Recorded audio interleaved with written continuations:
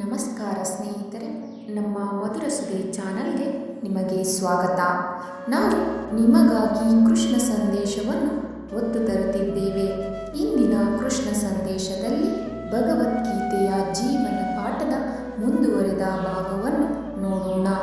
ನೋಡುವ ಮೊದಲು ಯಾರೆಲ್ಲ ನಮ್ಮ ಚಾನಲನ್ನು ಹೊಸದಾಗಿ ವೀಕ್ಷಿಸುತ್ತಿದ್ದೀರಿ, ನಮ್ಮ ಚಾನಲನ್ನು ಸಬ್ಸ್ಕ್ರೈಬ್ ಮಾಡಿಕೊಳ್ಳಿ. ಇಂದಿನ ಭಗವದ್ಗೀತೆಯ ಜೀವನದ ಪಾಠಗಳು. ಭಾವನಾತ್ಮಕವಾಗಿ ಯಾವುದೇ ನಿರ್ಧಾರಗಳನ್ನು ತೆಗೆದುಕೊಳ್ಳಬೇಡಿ, ಏಕೆಂದರೆ ಭಾವನೆಗಳು ಕ್ಷಣಿಕವಾಗಿವೆ. ಅತ್ಯಂತ ಖುಷಿಯಾಗಿದ್ದಾಗ ಅಥವಾ ದುಃಖದಲ್ಲಿದ್ದಾಗ ತೆಗೆದುಕೊಂಡ ನಿರ್ಧಾರಗಳಲ್ಲಿ ಹೆಚ್ಚಿನವು ತಪ್ಪಾಗಿರುತ್ತವೆ. ಆದ್ದರಿಂದ ನೀವು ಸಮಾಧಾನದಲ್ಲಿದ್ದಾಗ ಮಾತ್ರ ನಿರ್ಧಾರಗಳನ್ನು ತೆಗೆದುಕೊಳ್ಳಿ. ಕೋಪದಲ್ಲಿ ಅಥವಾ ಪ್ರೀತಿಯಲ್ಲಿ ಯಾವುದೇ ನಿರ್ಧಾರಗಳನ್ನು ತೆಗೆದುಕೊಳ್ಳಬೇಡಿ. ಮುಖ್ಯವಾಗಿ ದುಃಖದಲ್ಲಿದ್ದಾಗ ಅತ್ಯಂತ ಮುಖ್ಯವಾದ ನಿರ್ಧಾರಗಳನ್ನು ತೆಗೆದುಕೊಳ್ಳಬೇಡಿ, ಏಕೆಂದರೆ ಆ ನಿರ್ಧಾರಗಳು ದಾರಿ ತಪ್ಪುವ ಸೂಚನೆಯನ್ನು ಸೂಚಿಸುತ್ತವೆ. ಹಾಗಾಗಿ ಒಳ್ಳೆಯ ನಿರ್ಧಾರವನ್ನು ಮಾಡುವಾಗ ಸಮಾಧಾನ ಚಿತ್ತದಿಂದಿರಿ.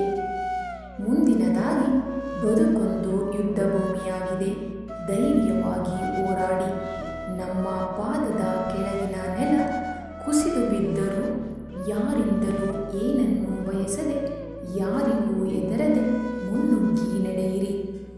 ಮನುಷ್ಯನಿಗೆ ಮಿತ್ರನು ಅವನೇ, ಶತ್ರುವು ಅವನೇ. ಮನುಷ್ಯ ತಾನು ಮಾಡಿದ ಕರ್ಮಗಳಿಂದ ಮೇಲಕ್ಕೆ ಬರಬಹುದು, ಇಲ್ಲವೇ ತನ್ನ ಕೆಟ್ಟ ಕರ್ಮಗಳಿಂದ ಕೆಳಕ್ಕೆ ಬೀಳಬಹುದು.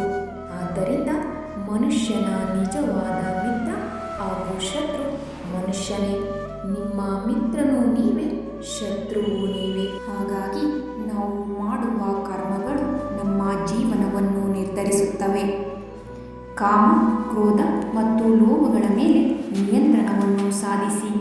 ಈ ಕಾಮ, ಕ್ರೋಧ, ಲೋಭಗಳು ನಿಮ್ಮನ್ನು ನಿಮ್ಮಿಂದಲೇ ಹಾಳು ಮಾಡುತ್ತವೆ.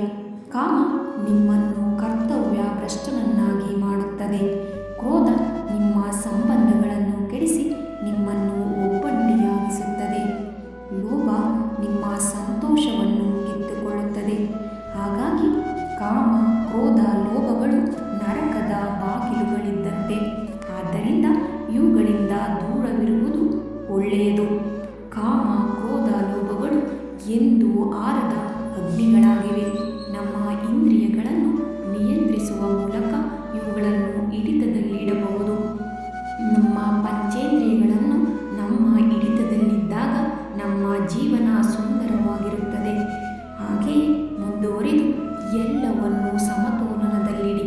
ನಮ್ಮ ಜೀವನದಲ್ಲಿ ಯಾವುದಾದರೂ ಅತಿಯಾದರೂ ಅಥವಾ ಕಮ್ಮಿಯಾದರೂ ನಿಮ್ಮ ಮನಸ್ಸಿನ ಸಮತೋಲನ ಕೆಡುತ್ತದೆ, ನಿಮ್ಮ ನೆಮ್ಮದಿ ಹಾಳಾಗುತ್ತದೆ. ಆದ್ದರಿಂದ ನೀವು ಸೇವಿಸುವ ಆಹಾರ, ತೆಗೆದುಕೊಳ್ಳುವ ವಿಶ್ರಾಂತಿ ಅಂದರೆ ನಿದ್ದೆ ಎಲ್ಲವೂ ಸಮತೋಲನದಲ್ಲಿರಬೇಕು. ಯುಕ್ತ ಆಹಾರ, ಯುಕ್ತ ವಿಹಾರ ಹಾಗೂ ಯುಕ್ತ ವಿಚಾರಗಳನ್ನು ರೂಢಿಸಿಕೊಳ್ಳೋಣ.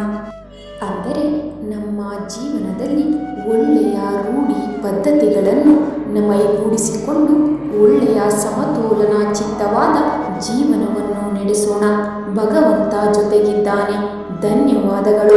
ನಮ್ಮ ಪ್ರಯತ್ನ ನಿಮಗೆ ಇಷ್ಟವಾಗಿದ್ದಲ್ಲಿ ನಮ್ಮ ವಿಡಿಯೋಗೆ ಒಂದು ಲೈಕ್ ನೀಡಿ. ಹಾಗೆಯೇ ನಮ್ಮ ಚಾನಲನ್ನು ಸಬ್ಸ್ಕ್ರೈಬ್ ಮಾಡಿಕೊಳ್ಳಿ.